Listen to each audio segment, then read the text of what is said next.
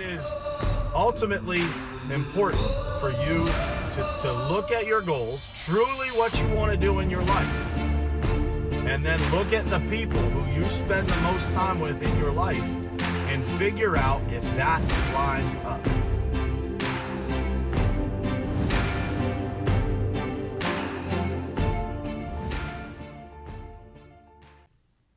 All right, what's happening, everybody? Happy Friday morning to you. It is Friday, January 3rd, 2020. We're still getting used to saying 2020 around here. And I got a special guest this morning. My man Eli is in town. So I figured while my man Eli was in town, we were talking this morning, and I said, man, you got some questions I'm sure you've probably wanted to ask me that you never asked me before. So why don't we do a little episode of Ask Me Anything, and you could kind of lead the charge, and you can ask me whatever you want. And maybe I'll end up asking him a couple of things while we're at it too. But I figured that would be a fun thing to do this Friday morning. So welcome, my brother, to the show. Good morning. Eli's usually on the other end of this camera here, watching. About 6:30. Yeah, about 6:30 Central Time. So I'm getting this shared out here. So if you guys have any questions, feel free to drop them in the comments. But I'll let Eli take it away here and fire whatever questions he wants my way. Absolutely. I wanted to touch a little bit on like vision, because obviously it's a new year. A lot of people say new year, new me. It's everyone's trying to kind of form their vision. So I just wanted to kind of touch on how has your vision changed over the years? 5 years ago, what did that look like? Even starting your career. I know you went to college for 3 or so years. Like, what was your vision then, and what did you envision for your life? College, man. It's hard to even think back that far. I'm so old. But at any rate, vision, it's a good question, man, because it's something that I think first and foremost, I think that we don't think enough about it, right? I think that, as we go through life, we tend to lose a little bit of that vision if we don't pay attention, right? If we don't keep that kind of front of mind and surround ourselves with other people that have good vision, I think that it's really challenging to maintain that level of vision without the right people around you. So to answer your first question about 5 years ago, we were kind of talking this morning about this, like, when it comes to where I was 5 years ago, like I always had kind of a burning desire inside to be an entrepreneur, to be a business owner, and always had my own ideas, but I was never really, dead set on doing that. It was, I was in a place where, I was doing pretty well, working for other people. I was always, pretty successful at coaching and training others, and I really didn't have a burning, crazy burning desire at all points in my life to be an entrepreneur. But I think that, through the years, things happen and you go through experiences. And, in my case, I got bounced around a lot in our industry from place to place, kind of trying to find my way.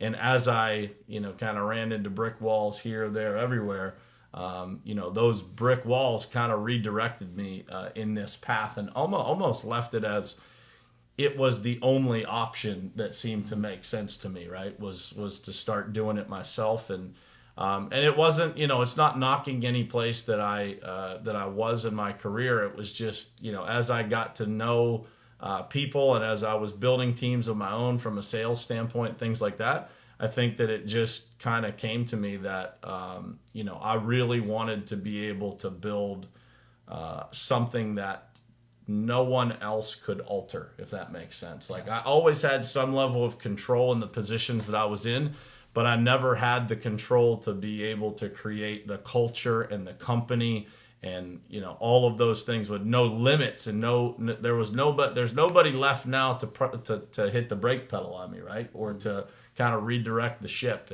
And that's really kind of what drove me. I always had a vision of wanting to build the kind of team that we have now, and then continue to grow that into something bigger. But to be able to work around people that just want to get it done every day, and then be able to reward those people according to my standards, not according to somebody else. Yeah. So really you saw, I mean, there's a lot of aspects to it, but really you saw, you probably worked for a lot of other people, and you had some bad situations. You probably had some good situations too, and you just saw, an opportunity to, I can help a lot of people, that not only I work for as far as like clients, but, your employees as well. Yeah, and I think that's the one thing that I've learned over the years through working with and for other people is that there's all different types of leadership, right? Mm-hmm. There's all different types of approaches when it comes to being a leader, and so for me, I've always tried to take the approach of servant leadership, right? Mm-hmm. Of being in a position where you're serving the team that works with you. And that's, as a leader, that's the most important thing that you can do is build an environment where, your team feels like you have their back, right? And that you're building something, that ultimately every single day your job as a leader is to hopefully make the lives of those that work with you easier and better, right? Mm-hmm. It's got to get more difficult before it gets easier, but ultimately long term, your job is to block and tackle for those people and see the things that maybe they can't see every day. And so I think that you're on the right track there. It's like when you see those things and you see the things that maybe don't happen in other organizations. And by the way, I'm not being critical of other people. If somebody were to look at our company, they'd probably see a lot of things that I don't see, sure. Right? Yeah. And so we try to get those 365-degree opinions from people because that's the only way that you really know what's going on, and you can maintain the proper vision for kind of how things are supposed to be. But and to go back even further, man, I think that this entrepreneurial kind of spirit or vision of mine, like literally, man, when I was a kid, I talked about owning my own business all the time. Like we'd drive down the road, my parents would tell you this story that when I was a kid, would drive past this place, and I'd tell this story about owning this tire shop, and this was my place, and this was, I always had these kind of creative moments when I was a kid of being a business owner. And, my mom also tells a story about, my grandfather. When I was a kid, he asked me what I wanted to be when I grew up. He was in a ditch, digging a ditch at my parents' house, and he said, "Man, you don't want to grow up doing this. So what do you want to do when you grow up?" I said, "I want to work at a bank, Pappy." And he said, "What do you want to be, man? You want to be a teller?" I said, "Nah, man, I want to own the bank." And that was like, that's the best answer. 6 or 7 years old, right? And before you even know any better, you're spouting off things like that. What that means, I don't know, but it's good stories now to tell when you're a business owner and you get over that hump. So when you were young, were you always the kid that was out shoveling snow or mowing lawns or selling lemonade, doing something? Yeah, I had a paper route when I was 11 years old, and back in those days, people still got the newspaper delivered. I don't know how many people get that delivered. Very few. Nowadays, but yeah, back in those days, my brother's 5 years older than me, and he had a paper route, and so he was able to buy all kinds of stuff when I was a kid that I wasn't able to buy. So he was 16, I was 11, and I was not happy about the fact that I couldn't get the stuff that he got. So I was hitting my dad up and hitting my parents up saying, "Man, my brother's got a paper route. Why can't I have a paper route?" And they said, "Well, let's see if they'll let you have one because you're so young. I don't know if they'll let you have one or not." And luckily, the Herald Standard, shout out to the Herald Standard in Uniontown, Pennsylvania, they allowed my 11-year-old self to have a paper route, and the rest is history, man. I delivered 100-something newspapers every single morning.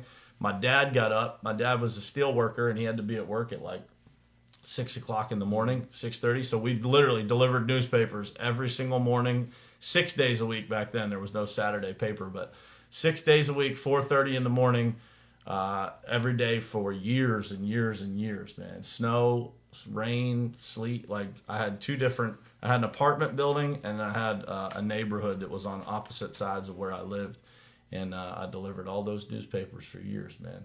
Absolutely. Yeah. It's really interesting hearing like any entrepreneur, anybody who has started or wants to start a business, like what they did when they were a kid. Like for me, I was always I think my mom's on here right now watching, but she knows I was always mowing lawns. I would always like mow the neighbor's lawn or try and shovel their driveway. Or in high school, I started to I learned CAD and I learned how to 3D print. Yeah. So I would 3D print these little hockey pucks and I'd put logos on them, and I would sell them. And I sold a few of them and made a couple bucks. And I mean, there's little other things too, but there's always something, right, that catches the fire of being an entrepreneur. And it's funny, you're right, like when you read about different people that have become successful entrepreneurs, usually there's some connection back to childhood and what those people did when they were kids. So what's happened in Dayton? Patricia, Bruce,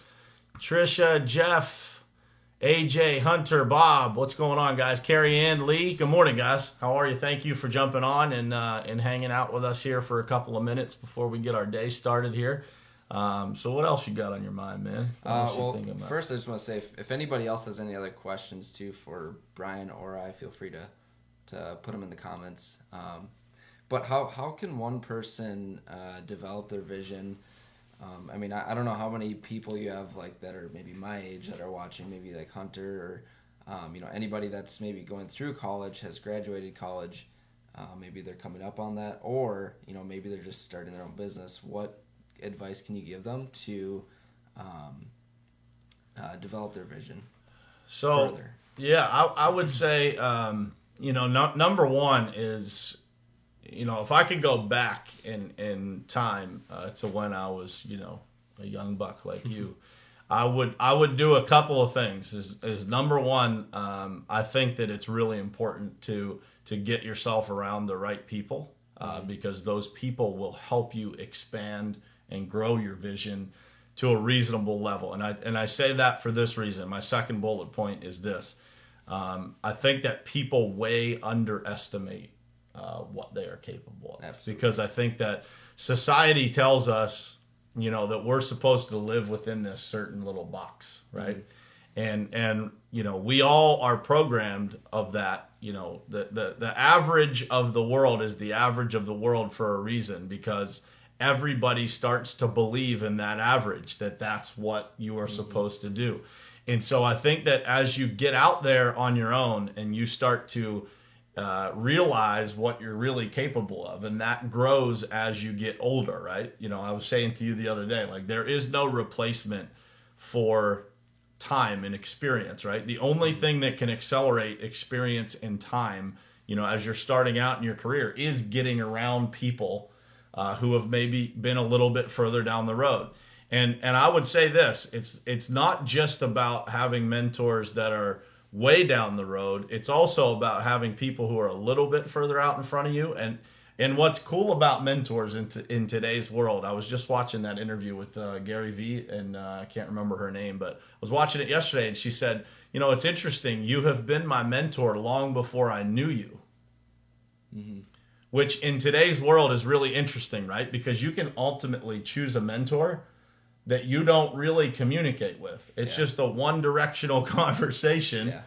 And you can place those people in your life and then have, one or two other people that you are actually able to interact with.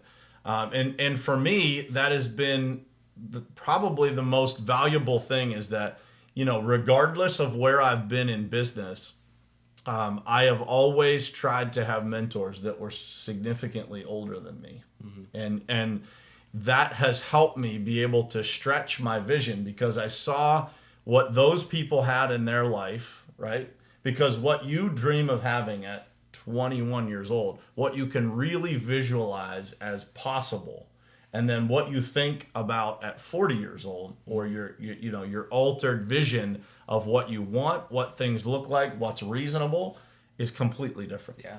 And so it's important to get around people that can help you stretch that. One of the quotes that was recently told to me a couple weeks ago, was, we way overestimate what we can do in a day, and we way underestimate what we can do in a month.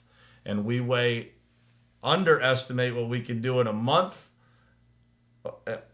we underestimate what we can do in a decade compared to a year. Yeah. Right. And so as you get around people who are a little bit further down the road, they're going to help you maintain that kind of vision, if you will, of where you're going and what you're capable of.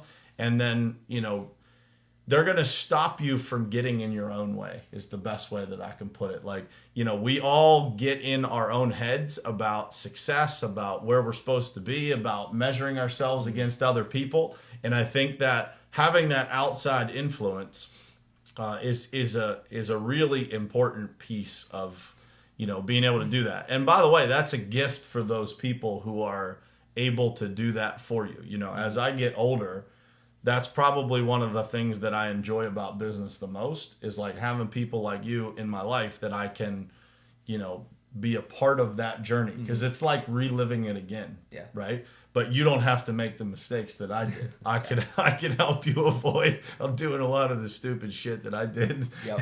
Without, you don't have to experience all that agony and pain if you're willing to listen, which luckily Eli's like a sponge. He listens to everything. I try and soak up as much as I can.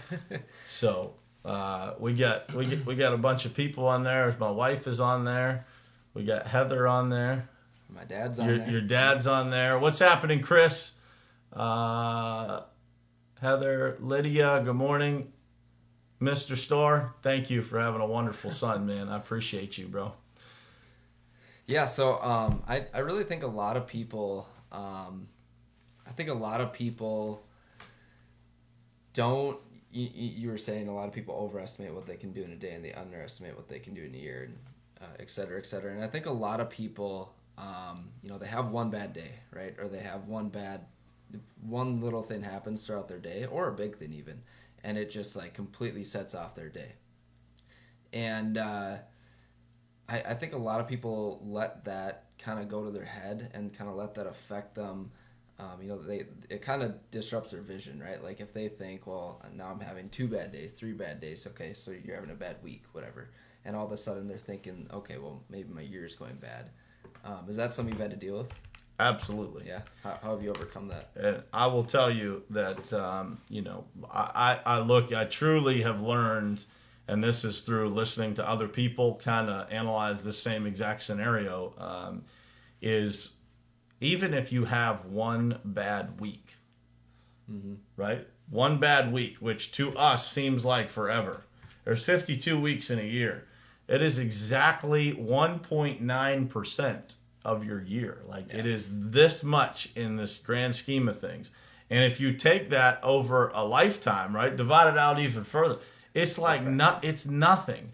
Yeah. And I would say that the other thing is you have to understand that as you are trying to push forward through life, and you're trying to reach new levels, you're trying to do bigger things, like you have to come to the point of realization that life is going to push back on you. And so one of the ways that I have reprogrammed my mind is that when I hit extreme adversity, and this was, again, another mentor of mine taught me how to think about this, is I literally get excited about adversity because I start to tell myself that this is when my competition would cave, right? So essentially I think like, man, as I work through this, as I just kind of, go down in the foxhole and fight my way out of whatever it is, like I know that when I come out of that situation that there's going to be a thinner herd, because a lot of people aren't willing to go through that stuff. They're going to retreat. They're going to turn back.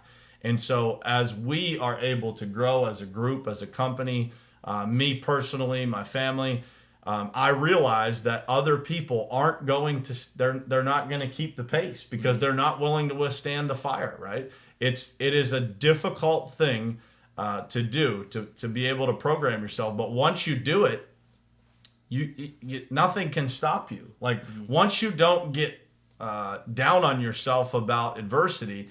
And again, I say this to people all the time. Everybody has that moment of saying this sucks. Everybody. Like nobody's immune. Like nobody's like, woohoo, this is even so, today I'm sure this, you have that. this is so exciting. I'm so glad that I'm going through hell. It doesn't it doesn't work like that. The difference between people who get it, who really understand adversity, and those who struggle with it is the amount of time that it takes from this sucks to being back to normal and going back to working on whatever it is that you were doing before it happened, and starting to work on a solution to the challenge or the problem, versus staying in your own head and just kind of letting a week or 2 weeks or 3 weeks go by of doubting yourself, of hesitating in what you really want to do. You know what I mean? Like it just doesn't make any sense, because the only thing constant in your life is change. So if you're going through a bad time, it will change. Yeah. If you're going through a good time, it will change. And eventually it will turn challenging or back to average or back to normal or whatever it is. So we got a couple questions here. Yep. Trisha, are there any tips that you can give on how to pick the right mentor? Any tips?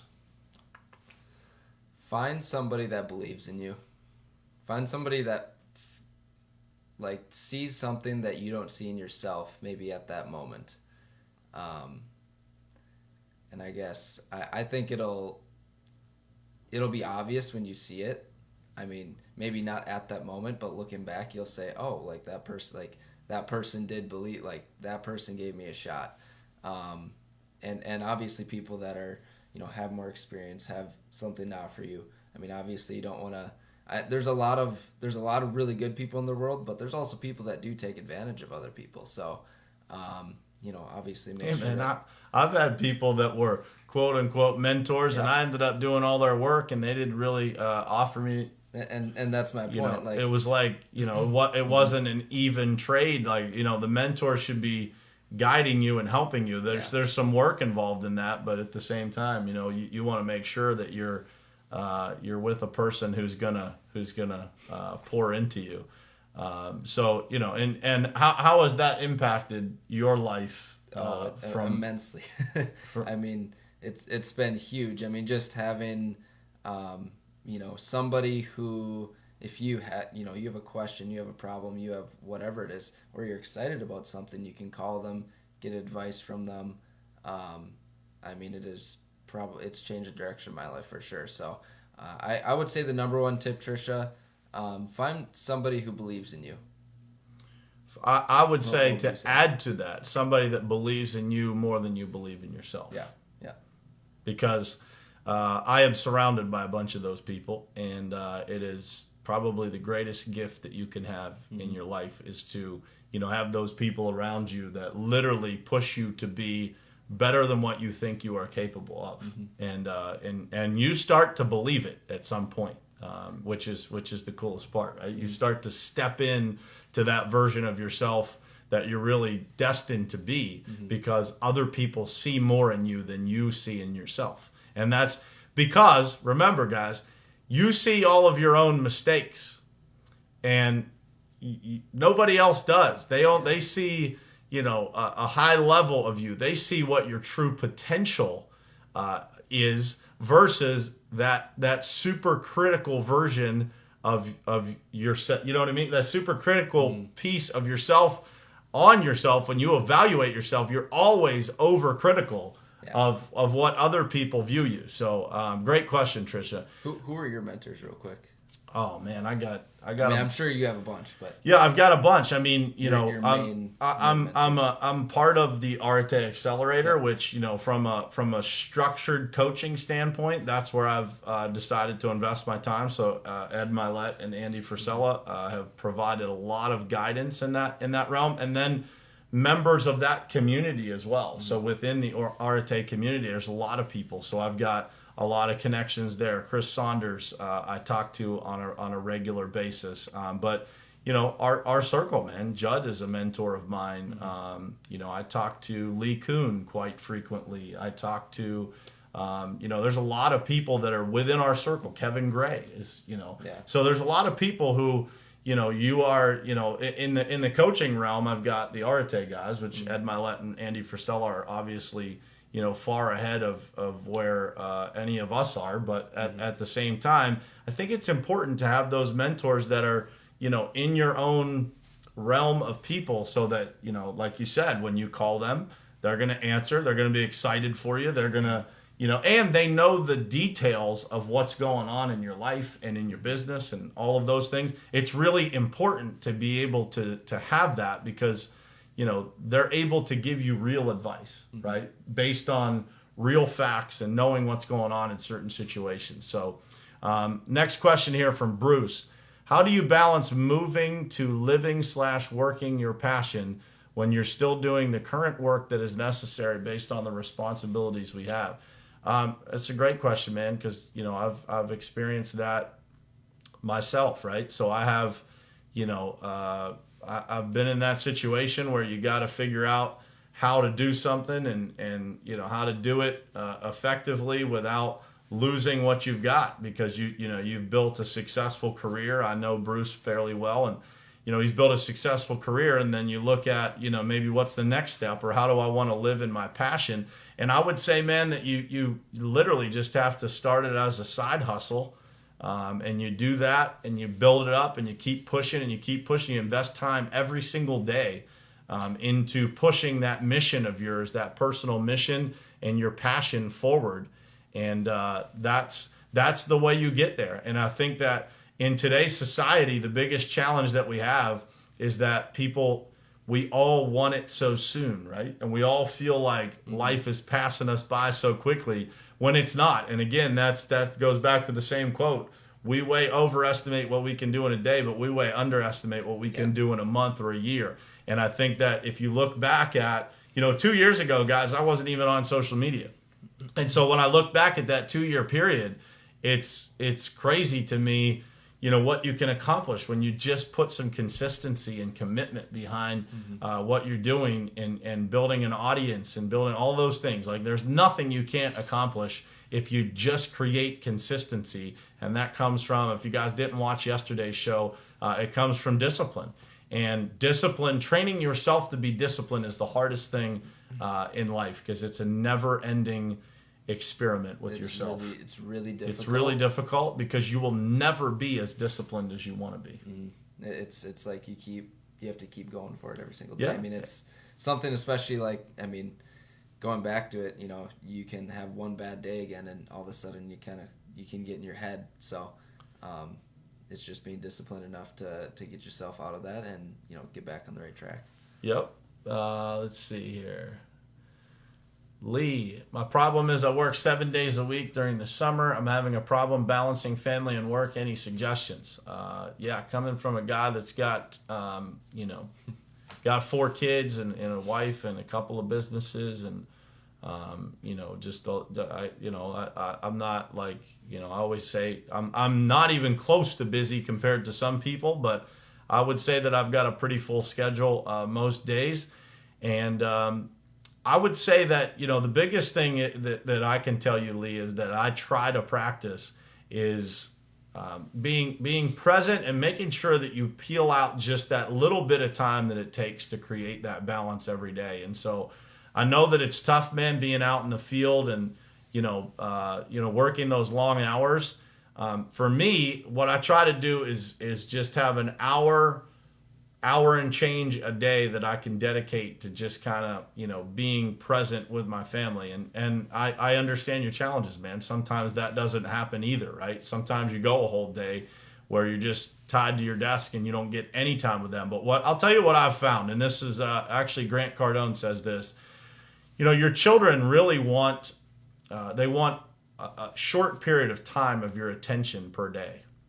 So that might be an hour. It might be an hour and a half. It's 2 hours max. I mean, my kids, if I play with them for an hour, they're pretty much done and moving on to something else, right?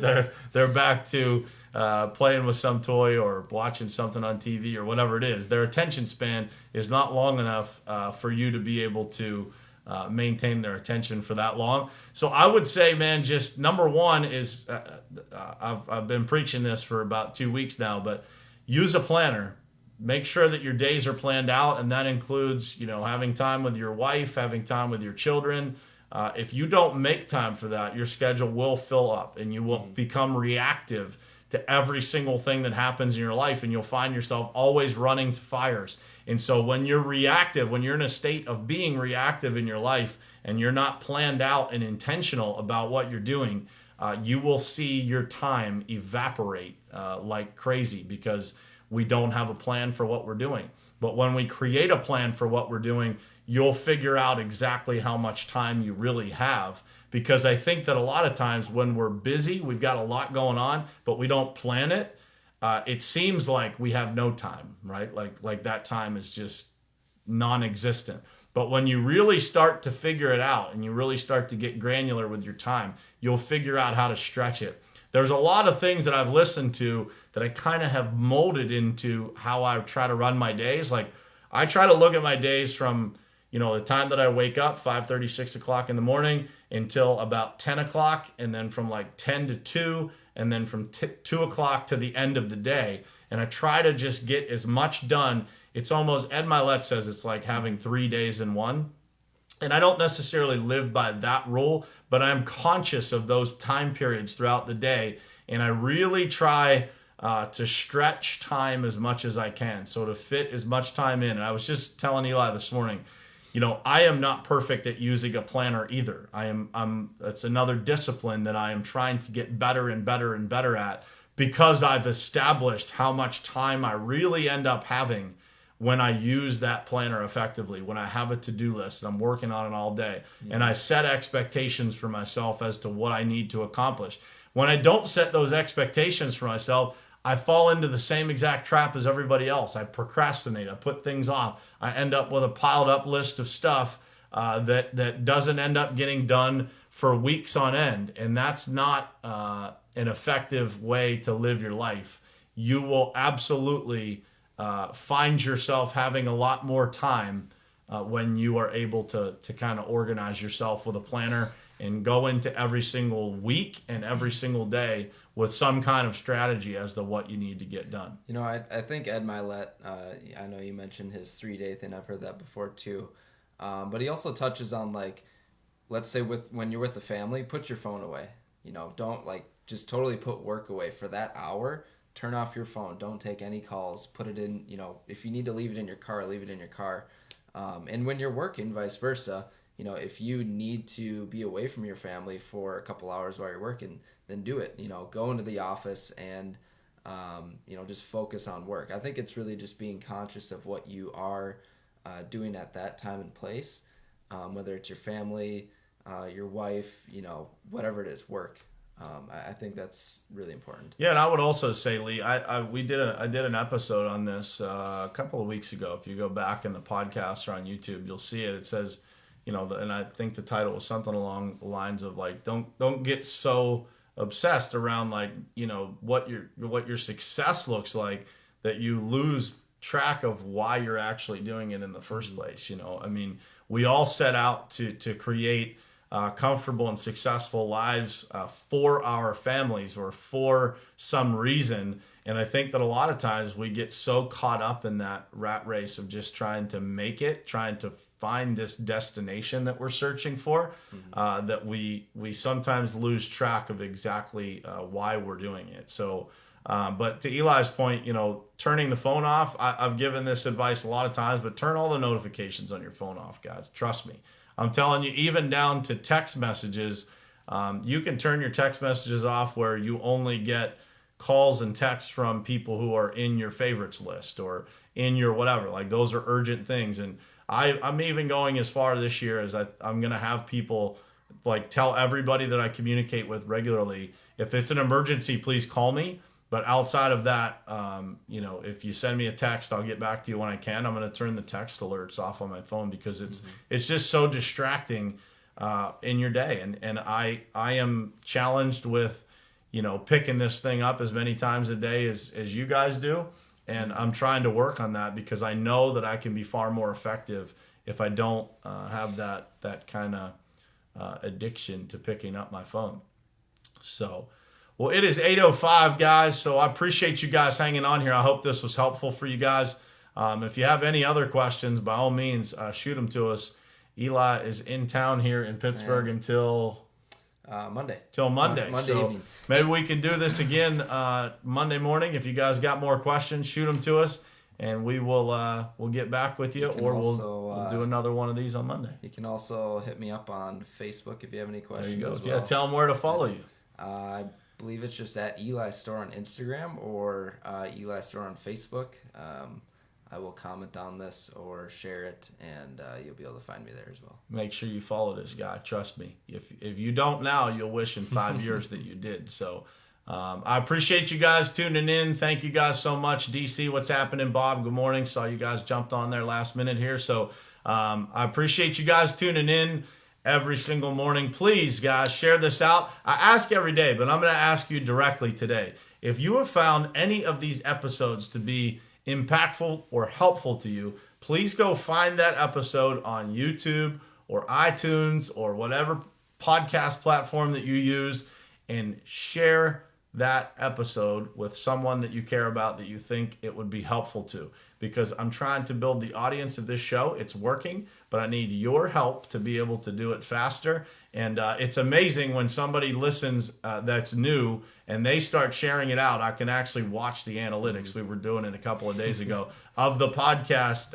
downloads and listens and all that stuff just go through the roof. So if you guys could, please, if you want to share it to multiple people, man, I would love you even more. But just one person. That's all I ask is everybody that's watching this stream, just please share it out to one person. You can share this stream to their instant messenger. You can share the podcast just by copying the link and sending it to them in a text or a DM or whatever it is.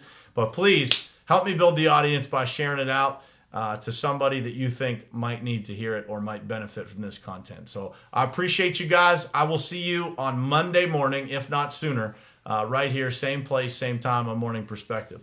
Love you guys. Thank you so much. Have a great weekend.